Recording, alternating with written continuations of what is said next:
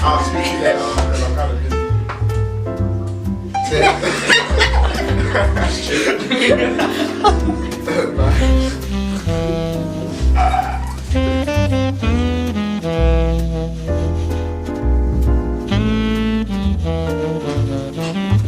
I'm Mary and I play Balkis, Queen of Sheba. I'm Raphael and I play Rehoboam. I'm Tevin and I play Solomon. I'm Elizabeth and I play Rawa. I'm Daniel and I play Zadok. I'm Amy and I play Betrayal. I'm Harry and I play Menicum. Well, I've been working with Youth Fellowship Presents since I think I was in year 7, so like 11 years old, I think. And working with Dad. When did you start working? 2011. So, What? That's how many years? 8? so yeah, 8 years. So yeah, we've been working for 8 years. Yeah. Yeah, I joined in year 7 when I was 11 years old, in 2011. My character relates to me because I feel like he goes through this internal struggle of identity, assertiveness, and just trying to, I don't know, just trying to be ahead of every single situation. I feel like it relates to my life because at some points we will get to a point where we can't handle all that is given to us and we still try to be present and try to do the right thing. So it's just that struggle within yourself and the whole trying to assert yourself in every situation that Solomon goes through is what I can kind of relate to in real life. I find it challenging Yeah, obviously. to like learn lines and like revise it over and to like confidence. In the past I didn't really have any lines, so it was just like an extra kind of thing. But this one I do have a few lines there. Yeah, I like it. She upgraded. I feel like me and Menicum were like different people, but I can still kind of connect to him because it's like it's not really an easy role to play, but once you get yourself into it, you can kind of like fit in and like because Menicum's like he's different from me. He's like a different he has a whole different personality, and he's sly, he's cheeky, and obviously that's a hard role to play if you're not really that person, truly. So to fit into that role is kind of difficult, but once you get used to it, you get used to it. I feel like Solomon has a battle in his mind between tradition and emotion. So he wants to stick by the books, but at the same time, he uses his emotion a lot in his decision making. And I feel like that's a bad trait to a leader. Like when you make a decision based on emotions, that tends to become biased. So like in the I was about to spoil the story. Like Solomon's faced with a lot of he's faced with a lot of decisions, and he doesn't always like follow the book. So later on in the story, you're gonna realize that he tends to do a lot of dark things, and with leaders, you also need advisors. Who that's me and Aide, we always we stay by the book. So and I was speaking to Aide saying how it's like seeing like our characters. We knew Solomon from young, Yeah. so it's like seeing someone that you've seen grow up, and now they're just becoming wayward. Yeah. So we also need to make decisions as well. So and we're basically like fighting with should we just allow him? Should we just let him continue, or should we tend to like tell him like what you're doing is wrong? So like you find a lot of people like battling between tradition and emotion in this story. So yeah. Ladies first. I also think in terms of leadership, it comes from, like, leadership should come from a place of service, basically. And I feel like where Solomon kind of went astray when he basically stopped trying to serve his people and tried to basically feel like leadership was just basically his right to impose laws and stuff. And I feel like, when you stop thinking of the people who you're trying to lead, like first, then you basically go awry. I feel like a lot of people sometimes, they kind of think of leadership as basically their right to basically do X, Y, and Z, rather than it's like your opportunity to help those who are basically like in your responsibility, if that makes sense. And I feel like one vital aspect of leadership that people forget is that leaders have followers. Yeah. And going back to your question about the black community, especially with our young ones, they're following the wrong people. I feel like those people who have all this impact, especially let's say in the music sector, they're glorifying the wrong things. So they're glorifying the wrong things. I don't know. Do you know what's interesting about what everyone said? Which I think, you know, we talk about you know, leader is supposed to serve the people, but on the flip side, I think sometimes you kind of want to do what you want to do, as opposed to, obviously if you're a leader and you're placed somewhere, you're doing it for other people, you're doing it for your people. But then if you look at the story of Solomon, look at him, he's kind of doing certain things for himself, like having wives. He wants to do that because that's what he wants to do, but he can't do it because he's been placed somewhere to be a king. And I think that's something that we sometimes battle with when we're placed to do something, but then you kind of want to do what you want to do, but then it's difficult because you can't do what you want to do because you've been placed to do something for other people.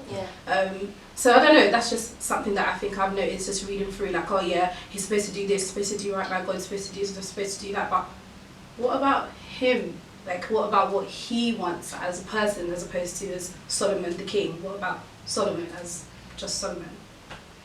Yeah. Beautiful. Alright, tell me, go ahead. Just to finish on that point, so I feel like there are loads of contradictions that Solomon goes through within the script. So I feel like Solomon tries to reaffirm and reconfirm that, you know, that God put him in the position that put him in the position that he was in. God put him on the throne, etc. But at the same time, as the story flows, you will realize that Solomon forgets who puts him there. He forgets that, you know, what he's doing, you know, goes away from the will of God. Yeah. And leaders need not to forget that God has put you in the position that you're in. God has given you the influence and the power to do what He wants you to do, not what you want to do. So leaders need to ensure that, you know, their vision is aligned with what God has envisioned for them. If that makes sense. I was about to destroy. You don't know how. You come in and can't do interviews. You don't know that. They always do things. In a certain section of the play, a lot of people are watching what Solomon's about to say, and I can't say that right. Yeah. Yeah, they're watching what Solomon's about to say, and I feel like there's a lot of pressure from family. There's a lot of pressure from like people that have been there before Solomon, so they expect to see something, but if he doesn't deliver, like, it's kind of like, wow, what is this? Like, is this guy the right person? I feel like that's the same with Meghan Markle. Like, I'm not trying to get into her whole situation, but there's certain things that she does that you wouldn't expect that from a monarch. So relating back to the story, anyways, the crown is very heavy for Solomon, I believe, because he is someone that it was just thrusted upon him. Like, he wasn't even meant to be king, so it's obviously something that he wanted, but he never knew like everything he needed to do. Like, I know there's a scene where we're doing something. I know I'm not gonna spoil it. I'm not gonna spoil it. There's a scene where there's something that happens in every single, like, what's the word? There's like a sequence that happens that always happens. That's always meant to happen. And he was like, why is this happening? So like, yeah. But let me stop talking now, because I'm gonna spoil it. I'm just going, oh. You gonna say something? Sorry, you go first. No, ladies first. Ladies go first. Okay. You'll notice in the play that Solomon sometimes speaks with a certain uncertainty, and I feel like there's this misconception that those who are leaders, or those who wear the crown, shall we say, supersede human capabilities, or not human beings. They don't go through the same emotions as normal people do. They don't feel the same sort of weakness or vulnerability. So the saying, heavy is the crown, now heavy is the head that wears the crown, just shows that, you know, not everything that glitters is gold. Those people who are put at the top will go through the same sort of trials and tribulations as you do. The whole element of wearing a crown isn't an easy thing. You know, it comes with many, many consequences. It comes with many sacrifices, and it comes with, you know, just be prepared to wear the crown. If you come and see the play, you'll see how Solomon had to mold himself had to go through many trials and tribulations to be able to become the king he was meant to be. I guess my interpretation of that line is having a crown is obviously having a responsibility and heavy is the head that wears a crown. Like, there's so much on you to do things the right way, to do things for the people, to do things that pleases everyone. Do you know what I mean? That makes everyone okay. And I think it just kind of goes to show that when you're placed somewhere, it's not for you and it's not for everyone. And I guess Solomon wasn't really prepared because, to be honest, I don't think anyone can ever be prepared. Regardless of what stage you can kind of prepare yourself to be somewhere, but when you get there, things are going to happen that are going to throw you and make you think, oh my gosh, I was never prepared for this. Do you know what I mean? I guess it's different for Solomon because he didn't grow up thinking, oh, I'm going to be the king, I'm going to be the king. He was appointed to be the king. Do you know what I mean? So he just kind of like had to learn as he kind of goes along, and like he said, you make mistakes along the way. Do you know what I mean? Like you do things. You're human. You're not going to be a king. You're not going to act like a king throughout. Yeah. One day you're going to act like Solomon. So I think it just goes to show that when you're placed somewhere, there's so many things that are going to come your way and stuff like that, and you can never ever be ready. But if you want to wear the crown, if you want to be at a certain level, you kind of had to prepare yourself to bring yourself down really, and be humble and allow everyone else to kind of do their own thing. Because when you're the star or something, it's not really about you per se, it's about everyone else around you. So just to finish on that point, the crown, it's ambiguous. It's not just a conventional monarchy. The crown could be in every aspect of your life, but just know, don't try to emulate someone else's reign. Your reign will be different. Your reign is unique. Bear that in mind. Just to add to what everyone said about like repeating everything, I just feel like the saying like heavy is like the head that wears the crown, I almost take it as encouragement, because it's basically like you acknowledging that it's not meant to be easy. I feel like a lot of people like try to feel like if I'm placed here then it should be easy, or if I'm like a certain thing, or if I do a certain vibe, like when I say with people it almost looks easy, but it's like it's to let you know that when you're going through hard times, like it's not meant to be easy. So it almost gives you that kind of like grace, if that makes sense. And I feel like when it's like, if any girl that can basically relate, if you have like braids and you put it in like a top, not like, that if you move too far forward you're basically gonna fall down because the weight of it is basically too much, you know what I mean? But someone who doesn't acknowledge that they have a bun of braids on their head, who can just be doing recklessly, and then they'll fall more easily, if that makes sense. So just to acknowledge that you have that kind of heaviness and that pressure, so it's just like walk with it like rightly in it. I'm gonna use power. Power normally comes on like once every year, and there'll be like 10 episodes.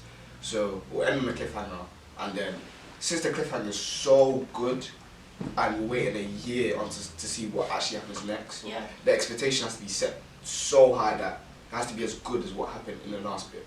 So I feel like for a king like Solomon, as Temin said, his bar was set so high by David, and I feel like expectations normally put on us by other people.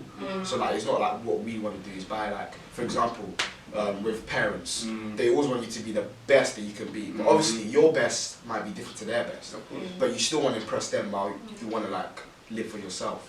So like I feel like Solomon battles that a lot with, he wants to do what's right by him, but also he has to set he has to have these expectations that Zadok puts on him, Benaiah puts on him, Bathsheba puts on him, even his own brother Adonijah puts on him. So like yeah, I feel like expectation is a great burden, but I feel like if you're enjoying what you're doing, I feel like I'm definitely waffling, but if you're enjoying what you're doing, if you enjoy what you do, and yeah, I'm waffling still. I'm waffling. Like it talks us about expectations, and can it cause you to non-perform or rise to the occasion, and like related to Solomon as such? There's something that you said about It's okay. You have to come on, assert yourself in the conversation. You're in. Yes, Gotta take it away. So expectation. Something that Dan said, which I wanna expand on. Expectation, I feel like, can hinder sincerity and authenticity, because the more expectation you have, the less inclined you are to do what you want to do. No one knew the word. The more expectation that's placed on you, the less you're inclined to do things wholeheartedly and sincerely and genuinely. So expectation will just take you off the path you're meant to be on in general. And yeah, that's what I was going to say in that. For that. I don't know.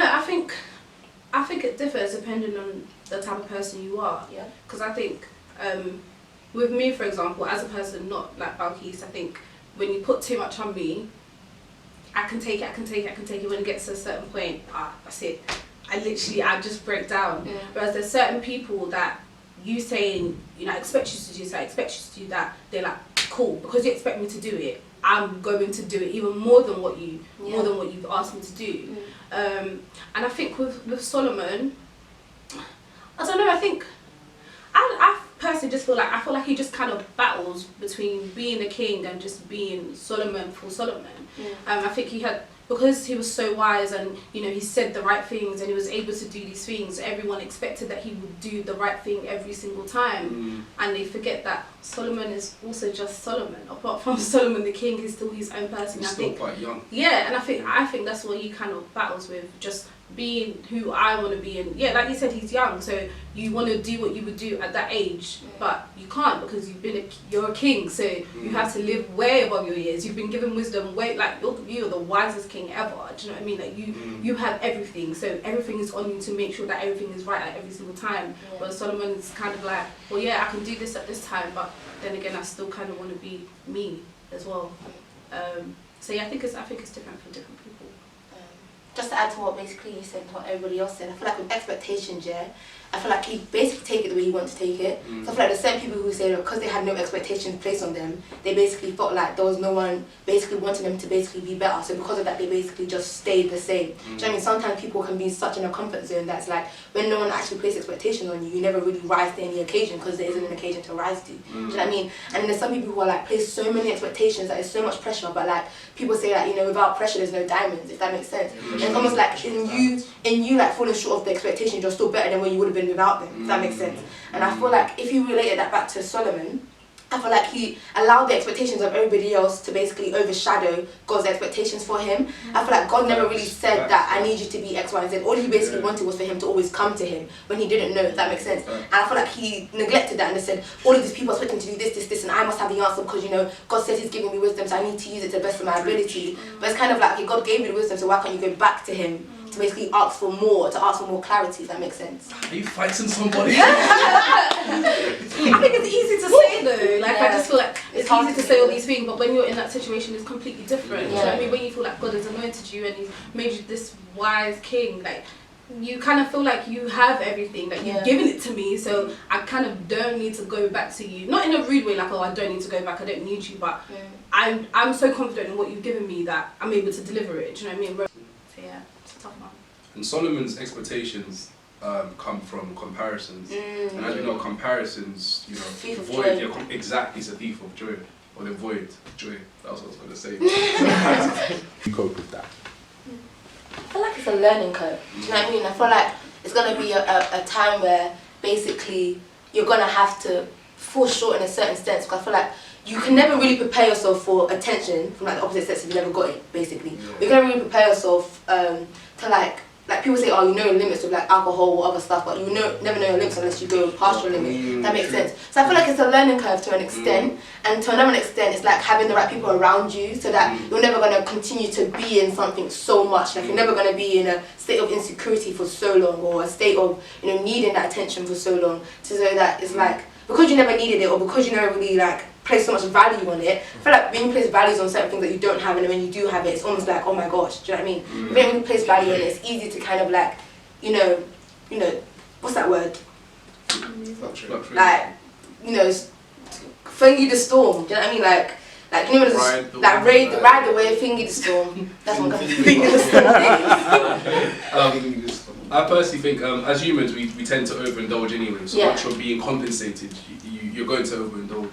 But as Ayomide was saying, I feel like we have to kind of know, we have to exceed our limits to know what our limit is. Do you know what I mean? So once we've exceeded our limit, at least we know, cool, this is what happens if I tend to exceed, if I'm going to exceed.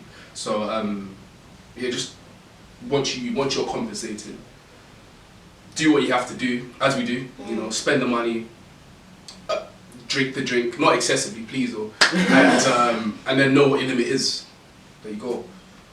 But then isn't there a danger? Because then if you add in women, feelings could be hurt if you have several of them. They're not things anyway, they're people. But if you involve yourself with many, then situations get very messy. I can tell you that I found myself in some situations that were less than desirable because I was compensated. In regards to relationships, it's different though than to money. I mean, if someone went through what we say a glow up, I think it's natural, man, for you to just, exercise a glow up. So and disregard.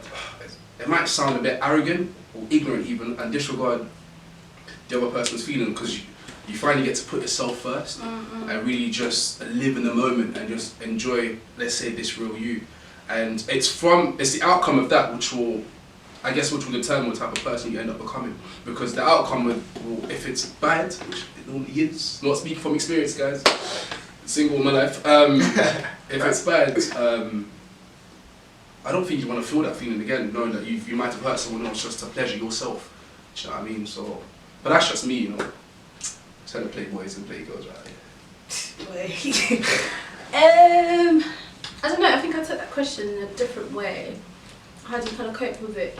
I'll speak from a personal example, I'm not going to go into details, but I feel like there were certain things that I wanted for a long time and I didn't get.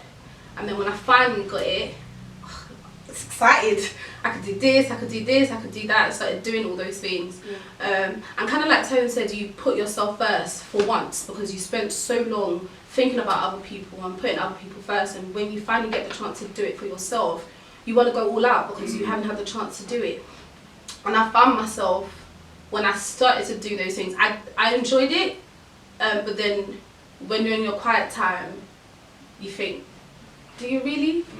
Like, like in your heart, do you really, like, on the outside, yes, everything's great, but when you're by yourself and you sit down and you just think, no. Because in a way, it's not who you are. Do you know what I mean? Like when you get all these things, yes, it's nice, but it's not who you are. And I remember an uncle said to me a while ago, I was feeling all sorts of things, and we had a chat. And he said, "Mary, you need to go back to who you were before you had those things." Yeah. And I thought, when he said it, I just thought, wow. And then I got home and I thought, that's very true, because I felt like before I had those things, I was happier. Like. Even though there was sometimes I was a bit sad and whatever, but genuinely, like in my heart, I was so happy. Like I was content. I was okay. And then when I had the things that I wanted, yes, it was nice, but I think I kind of lost myself. Like you get excited and you think, oh, because I can now do this, you can whatever. But I think even in the midst of you doing this and doing that, which is nice, but sometimes you have to sit down and think, where am I coming from? Do you know what I mean? Like where do I want to go? And so take time out and think about who you were before or what your aim is, and then I think that way you're able to manage where you are now with all the new things that have now been added. Because when new things happen and great things happen, they come with 1,000 problems just as much as when you didn't have it before. Do you know what I mean? But it's a different type of problem. But if you go back to who you are and just really sit down and think about everything that you have, then I think you're able to manage. Can one person remain the same? 110%, definitely not. I don't think you can. You'll be a different type of whatever it is you are. But you can never. It's not possible. It's like if I don't have money now, listen. If I'm rich tomorrow, oh, what do you mean? Different wigs every day, different clothes every day. Do you know what I mean? I'll be different. I'll be a different person every single time, but I still have to remember who I am and where I'm coming from. Like my personality will still be different, but like you see, your core values, like what are your morals? Like who do you stand for? Who are you? Like you have to remember that, and I think that's the most important thing. And don't be fooled by fabricated happiness, because we all know the difference between genuine happiness and a fabricated happiness. And being compensated will most likely lead you to, delve into this fabricated happiness, and you'll tend to lose yourself. So don't be fooled, guys. Just adding on from that, I feel like new levels bring new problems. So like you might be somewhere and then you might elevate and then it'll just bring a whole level. For example, like I have a friend who all the time, even through school, he's always said, I want to drive, I hate taking the bus, I want to drive. And the only issue he had was topping up his Oyster card. But now that he's got his car, the issue is petrol, MOT, insurance, so he has all sorts of issues now which were much worse. It was much easier when he was taking bus, because literally, even when he was younger, bus was free, so he didn't really have to pay. He only paid for train. So I feel like new levels also brings new problems and new challenges. Like, so like even when we're going through school, there'll be a new issue. So from GCSEs, you'll then have to face A levels, you have to face a degree. Once you have a job, you're gonna have to face like raising a family. So like, I feel like you always need to just remember where you come from. Always understand that I could be somewhere else, but I'm here now. So like, focus on it. Like even with finance, for example, like I know that when I got my first paycheck, oh my lord, I was like, all of this money for me. But like now, if I was to get that same paycheck now, I understand, cool, budget this, budget that, budget that. But when I got that first paycheck, boy, stepping cold, cinema, food, everything, you name it. So I feel like it's literally what I'm gonna say. It's a learning curve. You're always just gonna learn, and you're gonna realize, yeah, I shouldn't do that. And you never make there's a saying that you never make the same mistake 5 times or something like that. No, there's like you'll never like there's never what's the word? What's the saying? Like you can't give a stupid idea 5 like you're there's a saying, but like it's something you don't do something dumb 5 times. Yeah. So like you'll learn from your mistake. You'll carry on learning. But if you carry on learning, you're still doing the same mistake, then there's clearly something. Something that Mary said earlier was that before she, let's say in this hypothetical situation, by the grace of God, will be rich, of course. But let's say she's rich, you know, and she now acquires all this new happiness and these new things. Before she was rich, she was still happy. Yeah. So one thing we can't forget is that there is beauty in the struggle. You know, before all these things came, you were still happy, you were still you. Yeah. And let's not confuse, let's not like misconstrue the fact that money doesn't equate to happiness.